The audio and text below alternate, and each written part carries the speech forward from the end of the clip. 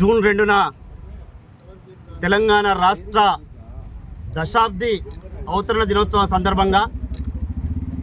ఇవాళ తెలంగాణ ప్రజాప్రభుత్వం శ్రీమతి సోనియా గాంధీ గారి ఆశీస్సులతోటి ఈ రాష్ట్రంలో గత 10 ఏళ్ల కాలంలో ధ్వంసమైన తెలంగాణ, విధ్వంసమైన తెలంగాణను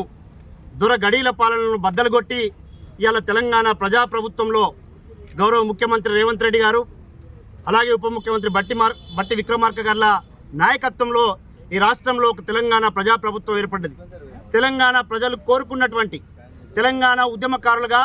తెలంగాణ విద్యార్థులుగా, తెలంగాణ నిరుద్యోగులుగా, తెలంగాణ యావత్ సమాజంగా ఈ 10 ఏళ్ల కాలంలో తెలంగాణ రాష్ట్రం వస్తే మా బతుకులు బాగుపడతాయని చెప్పేసి ఆశించిన తెలంగాణ సమాజం, తెలంగాణ విద్యార్థి ఉద్యమకారులు కావచ్చు, తెలంగాణ ఉద్యమకారులు కావచ్చు, నిరుద్యోగులు, కార్మికులు, కర్షకులు, వ్యవసాయదారులు ప్రతి ఒక్కరు కూడా తెలంగాణలో కేసీఆర్ పాలనలో విధ్వంసమైన బతుకుల్లో ఉన్నప్పటి నుంచి ఇవాళ దశాబ్ది అవతరణ దినోత్సవం సందర్భంగా కాంగ్రెస్ పార్టీ ప్రజాప్రభుత్వం ఆధ్వర్యంలో ఇవాళ పెద్ద ఎత్తున దశాబ్ది అవతరణ దినోత్సవాలు జరుగుతూ ఉన్నాయి పరేడ్ గ్రౌండ్లో 2వ తేదీన. కాబట్టి ఆ కార్యక్రమాన్ని పూర్తి స్థాయిలో విజయవంతం చేయాలని ఒకవైపు కోరుతూనే, మరొక వైపు తెలంగాణ విద్యార్థి ఉద్యమకారులంగా, ఉస్మానియా యూనివర్సిటీ విద్యార్థి నాయకులంగా, విద్యార్థి ఉద్యమకారులంగా ఖచ్చితంగా జూన్ 2వ తేదీన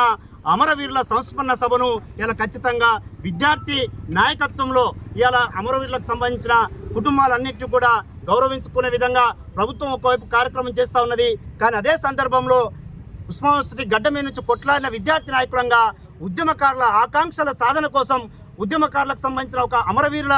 అట్లా ఉద్యమకారులకు సంబంధించి, అలాగే అమరవీరులకు సంబంధించి ఒక సంస్మరణ సభను జూన్ 2వ తేదీన పెద్ద ఎత్తున మా మిత్రుడు బద్రీ నాయకత్వంలో ఇక్కడ పెద్ద ఎత్తున అన్ని విద్యార్థి సంఘాలు, మొత్తం విద్యార్థి చేసి నాయకత్వం అంతా కూడా సాయంత్రం ఈ కార్యక్రమాన్ని ఆర్ట్స్ కాలేజ్ వేదికగా నిర్వహించబోతున్నాం. కాబట్టి దీన్ని విజయవంతం చేయాలని చెప్పేసి ప్రతి ఒక్కరికి పేరు పేరున విజ్ఞప్తి చేస్తాం.